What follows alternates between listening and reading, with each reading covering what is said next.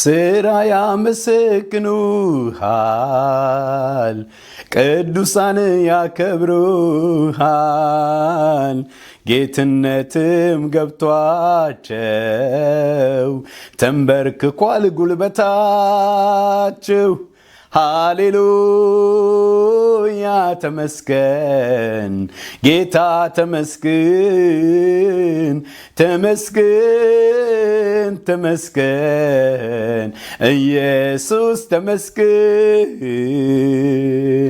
እውነትን ጠብቀሃል ለተበደሉትም ፈርደሃል የተጠቃውን ታድገሃል በማዳን ደስ ብሎናል ሃሌሉያ ተመስገን ጌታ ተመስገን ተመስገን ተመስገን ኢየሱስ ተመስገን የጽድቅ ስራህን ጌታ ሰራህና በጨለማ ላሉ ፀሐይ ወጣችና ከዘላለም ጥፋት አንተ ያዳንካቸው በታዳጊነት እጅግ ደስ አላቸው እጅግ ደስ አላቸው ሁሉን የምትገዛ ያለ የነበር ትልቁን ኃይልን ለብሰ የከበር ስም ለዘላለም ይመስገን ይባረክ ጉልበት ሁሉ ላንተ ጌታው ይንበርከክ የመስቀል ፍቅርን ለሰው ይነግራሉ የቅድስናህን ክብር ያበራሉ በክንፎች ጥላ ታምነው ይኖራሉ በማዳን ክንድ ሁልጊዜ ያያሉ ሁልጊዜ ያያሉ ሁሉን የምትገዛ ያለ የነበር ትልቁ ኃይልን ልብሰ የከበር ስም ለዘላለም ይመስገን ይባረክ ጉልበት ሁሉ ላንተ ጌታው ይንበርከክ ከስም ሁሉ በላይ ስም የከበረ ከሰው ልጆች ይልቅ ውበት ያማረ የሚመስል የለም እጅግ ልዩ ነህ ከፍ ብለህ ንገስ ግርማ ተሞልተህ ሁሉን የምትገዛ ያለ የነበር ትልቁን ኃይልን ልብሰ የከበር ስም ለዘላለም ይመስገን ይባረክ ጉልበት ሁሉ ላንተ ጌታው ይንበርከክ ሃሌሉያ ሃሌሉያ ስራ ያመሰግኑሃል ቅዱሳን ያከብሩሃል ጌትነት ገብቷቸው ተንበርክኳል ጉልበታቸው ሃሌሉያ ተመስገን ጌታ ተመስገን ተመስገን ተመስገን ተመስገን ኢየሱስ ተመስገን እውነትን ጠብቀሃል ለተበደሉትም ፈርደሃል የተጠቃውን ታድገሃል በማዳን ከፍ ብለሃል ሃሌሉያ ተመስገን ጌታ ተመስገን ተመስገን ተመስገን ተመስገን ኢየሱስ ተመስገን የጽድቅ ስራህን ጌታ ሰራህና በጨለማ ላሉ ፀሐይ ወጣችና ከዘላለም ጥፋት አንተ ያዳንካቸው በታዳጊነት እጅግ ደስ አላቸው እጅግ ደስ አላቸው ሁሉን የምትገዛ ያለ የነበር ትልቁን ኃይልን ለብሰ የከበር ስም ለዘላለም ይመስገን ይባረክ ጉልበት ሁሉ ላንተ ጌታ ሆይ ይንበርከክ። ሃሌሉያ። ሻሎም ሻሎም ቅዱሳን፣ የጌታ ሰላምና ጸጋ ይብዛላችሁ። በዓለም ዙሪያ ሁሉ ያላችሁ ወንድማችሁ አገልጋይ ንጉሴ ነኝ ከአዲስ ኪዳን ባለራዕይ ቤተክርስቲያን ስቶክሆልም ስዊድን። ዛሬም እግዚአብሔር ረድቶኝ በክፍል 32 ዕለታዊ ቃል ከናንተ ጋር ለመካፈል በዚች አጭር ቪዲዮ መጥቻለሁኝ። ምናልባት ለመጀመሪያ ጊዜ ይሄ መልእክት የሚደርሳችሁ አዲስ ኪዳን ቪዥነሪ ቸርች ስቶክሆልም ስዊድን የሚለውን የዩቲዩብ ቻናላችንን ሰብስክራይብ በማድረግ በየዕለቱ የሚለቀቁ መንፈሳዊ ቪዲዮዎችን በመመልከት እንድትታነጹ አስቀድሜ እየጋበዝኳችሁ በቀጥታ ወደ ዛሬው መልእክት ክፍል ይሄዳለሁ። ዛሬ የጌታ መንፈስ ያስተማረኝ የዕለቱ ቃል የሚገኘው በሉቃስ ወንጌል ምዕራፍ 2 ቁጥር 52 ላይ ያለውን ክፍል ይሆናል። የመልእክቴ ርዕስ እንደዚህ የሚል ነው፣ እንደ ኢየሱስ እንደግ በሚል አብረን ከእግዚአብሔር ቃል እንመለከታለን። ጌታችን መድኃኒታችን ኢየሱስ ክርስቶስ እንዴት ያድግ እንደነበረ መጽሐፍ ቅዱስ ይመሰክራልና አብረን ከዚሁ ከሉቃስ ወንጌል ምዕራፍ 2 ቁጥር 52 ላይ ያለውን የእግዚአብሔርን ቃል ከመመልከታችን በፊት ኢየሱስ ክርስቶስ እንዴት ያድግ እንደነበረ አንዳንድ ሐሳቦችን እዚሁ ክፍል ላይ እንመለከታለን። በጌታ በኢየሱስ ክርስቶስ ስም አነብላችኋለሁ። ኢየሱስም ደግሞ በጥበብና በቁመት በሞገስም በእግዚአብሔርና በሰው ፊት ያድግ ነበረ በማለት ይናገራል።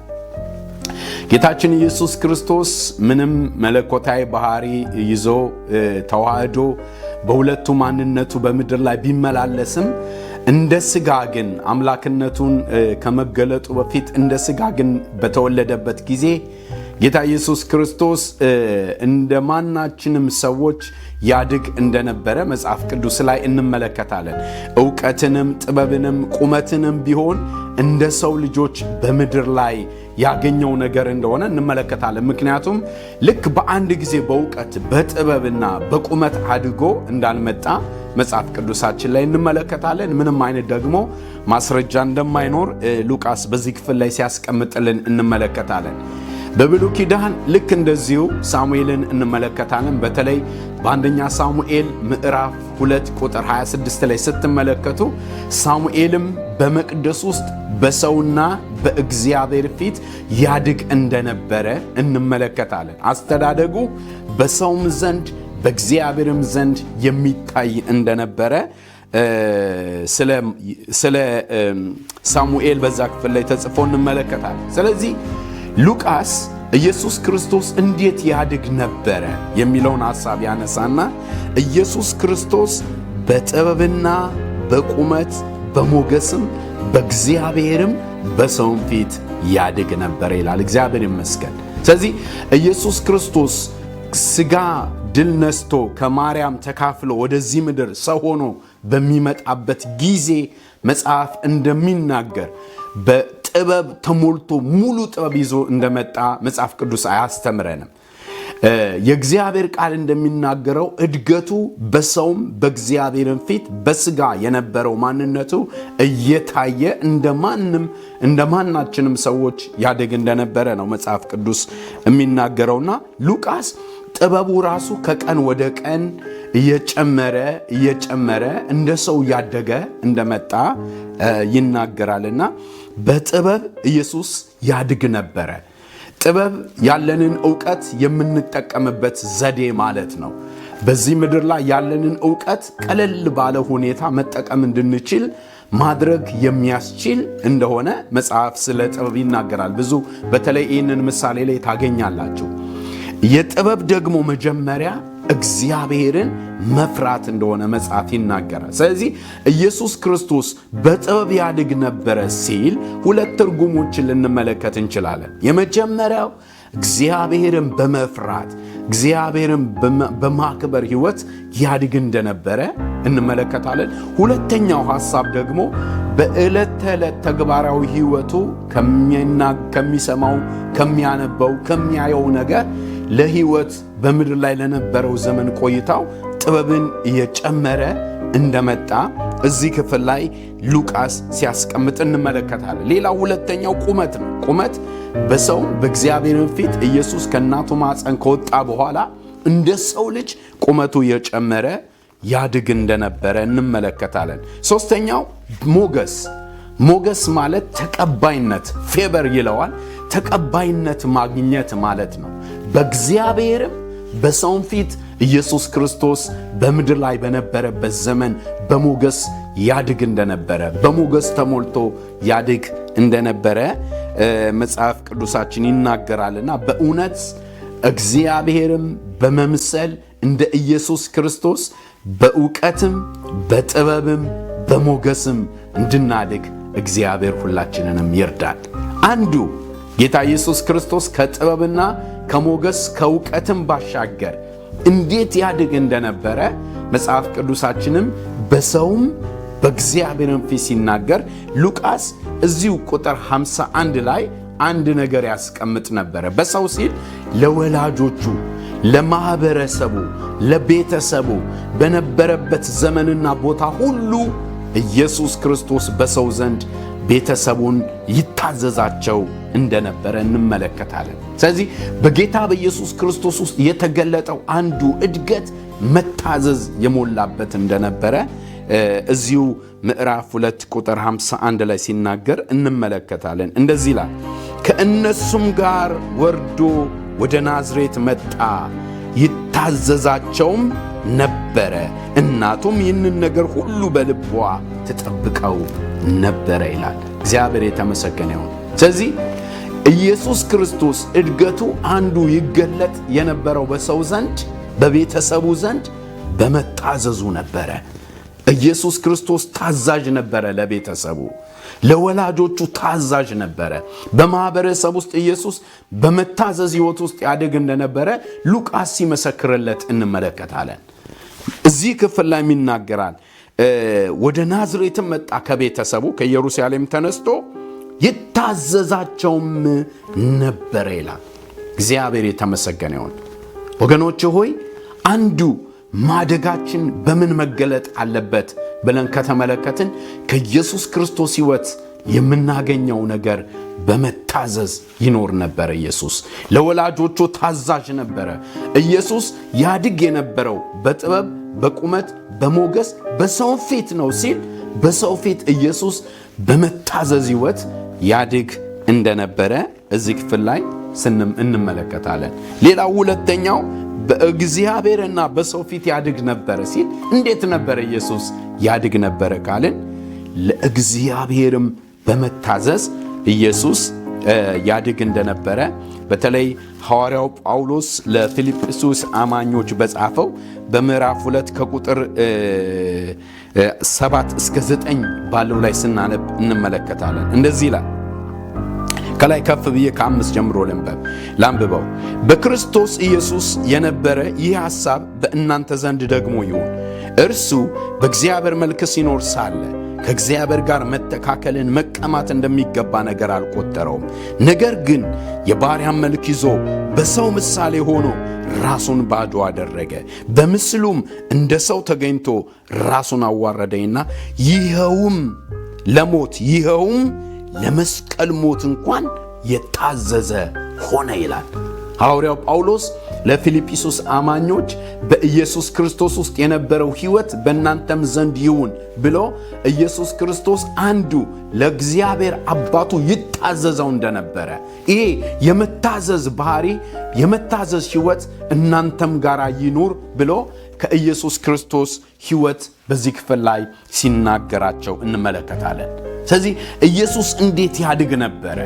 በሰው ዘንድ ሲል በቤተሰቡ ዘንድ፣ በማህበረሰቡ ዘንድ ኢየሱስ ታዛዥ ነበረ። ይታዘዛቸው፣ ያገለግላቸው፣ ይሰማቸው ነበረ። ያም ብቻም ሳይሆን ኢየሱስ እድገቱ በሰውም ብቻ ዘንድ አይደለምና በእግዚአብሔርም ፊት እግዚአብሔርን ምን ያደርገው ነበር ይላል? ይታዘዘው ነበር።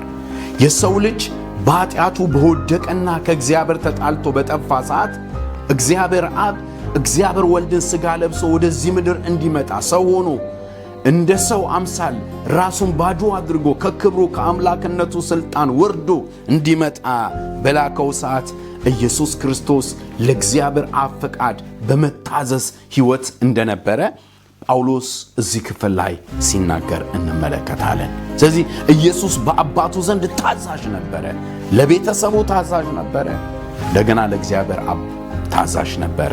ምክንያቱም ይላል የባሪያን መልክ ይዞ በሰው ምሳሌ ሆኖ ራሱን ባዶ አደረገ፣ በምስሉም እንደ ሰው ተገኝቶ ራሱን አዋረደ። አምላክ የነበረው ለሞትም ይኸውም ለመስቀል ሞት እንኳን የታዘዘ ሆነ ይላል። ኢየሱስ እስከ መስቀል ድረስ አባቱን የታዘዘው ምክንያቱም የሰራው ኃጢአት አልነበረም። እሱ በባህሪው አምላክ ነው፣ መለኮታዊ ባህሪ ነው ያለው። ነገር ግን የሰው መልክ ይዞ ባዶ ሆኖ ምንም እንዳልነበረ ሆኖ መጥቶ እስከ ሞት ብቻ አይደለም እስከ መስቀል ሞት ድረስ እንዲጓዝ ያደረገው ለእግዚአብሔር አብ መታዘዙ ነበረ። ወገኖቼ ሆይ ኢየሱስ ክርስቶስ እንዳደገ እንዲሁ እንድናደግ፣ በሰውም በእግዚአብሔርም ፊት በጥበብ እንድናደግ፣ በሞገስ እንድናደግ፣ እንዲሁም ደግሞ በመታዘዝ እንድናደግ እግዚአብሔር ይርዳን። እንደ ኢየሱስ እንደግ። ኢየሱስ በሰውም በእግዚአብሔርም ዘንድ የታዘዘ ይሁን።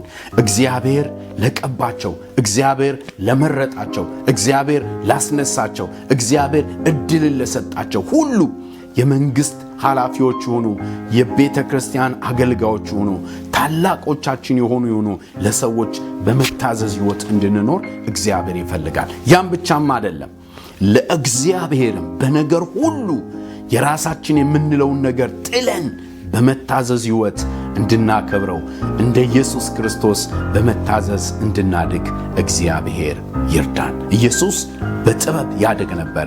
በዕለት ተዕለት ተግባራዊ ሕይወቱ ዕውቀትን በመጨመር ጥበብን ከእግዚአብሔር ዘንድ በማድረግ እግዚአብሔርን በመፍራት እግዚአብሔርን በማወቅ ያድግ ነበረ። በሞገስ ተቀባይነት ነበረው በሚያዩት ዘንድ ሁሉ። ኢየሱስ ክርስቶስ ና ተከተለኝ ሲለው እኮ ይከተለው ነበረ። ትተው ኑሮን ቤትን ትተና ብሎ ደቀ መዛሙርቶች ሲጠራቸው ትተው ተከተሉ። ምክንያቱም ኢየሱስ ክርስቶስ ጋር ሞገስ ነበር፣ የተቀባይነት መንፈስ ስለነበረ ነው። ስለዚህ እንደ ኢየሱስ ክርስቶስ እንድናደግ እግዚአብሔር ይርዳን። ሉቃስ ኢየሱስ ክርስቶስ በጥበብም በሞገስም በቁመትም በእግዚአብሔርና በሰው ፊት ያድግ ነበረ። እንደዚህ እንደግ። አስተዳደጋችን ጤናማ አስተዳደግ እንዲሆን እግዚአብሔር ይርዳን። ሐዋርያው ጳውሎስ ለመንፈሳዊ ልጁ ለጢሞቴዎስ አንድ ነገር በአንደኛ ጢሞቴዎስ ምዕራፍ 4 ቁጥር 11 ላይ ይናገራልና እንደዚህ ይላል። ቁጥር 11 እና 12 ላይ ይህንንም እዘዝ፣ አስተምር፣ በቃልና በኑሮ በፍቅርም በእምነትም በንጽህናም ለሚያምኑ ምሳሌ ሆን እንጂ ማንም ታናሽነትን አይናቀው። እስክመጣም ድረስ ለማንበብና ለመምከር ለማስተማርም ተጠንቀቅ። በትንቢትም ከሽማግሌዎች ጋር እጅ በመጫን የተሰጠን ባንተ ውስጥ ያለውን የጸጋ ስጦታ ቸል አትበል ይልና ቁጥር 15 ላይ ማደግ በነገር ሁሉ እንዲገለጥ ይህንን አስብ፣ ይህንን አዘውትር ይለዋል። በነገር ሁሉ ማደጋችን መገለጥ አለበት። በነገር ሁሉ ማደግ እንዲገለጥ ይህንን አስብ፣ ይህንን አስተውል ብሎ ከላይ የዘረዘራቸውን ነገሮች በማድረግና በማስተዋል በነገር ሁሉ ማደግ እንዳለበት ሲያስተምረው እንመለከታለንና እንደ ኢየሱስ ክርስቶስ እንደግ። እውነተኛና ቀጥተኛ ሕይወት ያለውን እድገት እንድናድግ እግዚአብሔር ይርዳን። ምናልባት በሚቀጥለው ጊዜ ስለ መንፈሳዊ እድገት ደግሞ ተጨማሪ ሐሳቦችን አብረን እንመለከታለን። ኢየሱስ እንዴት ያድግ ነበረ? በጥበብ በሞገስ በቁመት እንዲሁም በመታዘዝ ያድግ ነበረ። እኛም እንደ ኢየሱስ ማደግ ይሆንልን። እግዚአብሔር ቃሉን ይባርክልን። በነገር ሁሉ ሲል በሁሉ እግዚአብሔር እንድናከብር ማደጋችን እንዲገለጥ እግዚአብሔር ይርዳን። እናመሰግንሃለን ቅዱስ አባት እግዚአብሔር ሆይ እንደ ኢየሱስ ክርስቶስ አንተን በማወቅ በመፍራት በመታዘዝ በሞገስ በኢየሱስ ክርስቶስም በሰውም በእግዚአብሔርም ፊት እድገታችን ይታይ ዘንድ እንድትረዳን በነገር ሁሉ ውጤታማና ፍሬያማ እንድንሆን እንድትረዳን በጌታ በኢየሱስም ጸልያለሁ። የሚሰሙኝም እኔም የምናገረውም በነገር ሁሉ ወደ አንተ ወደ ክርስቶስ እንድናድግ እንድትረዳን በጌታ በኢየሱስ ክርስቶስም ጸለይኩ። ስለ ሁሉ ክብር ላንተ ይሁን። ከፍ ከፍ እናደርግሃለን በጌታ በኢየሱስ ክርስቶስ ስም አሜን። ቅዱሳን እግዚአብሔር ይባርካችሁ። በክፍል 32 እግዚአብሔር በውስጥ ያስቀመጠው ቃል ይሄንን ይመስላል። በዚህ መልእክት እንድትታነጹ ሌሎችም ደግሞ ይህ መልእክት እንዲሰሙ እንድታደርጉ እየጋበዝኳችሁ በሚቀጥለው ቀን እስከምንገናኝ ድረስ የጌታ ሰላምና ጸጋ ከእናንተ ጋር ይሁን። ሻሎም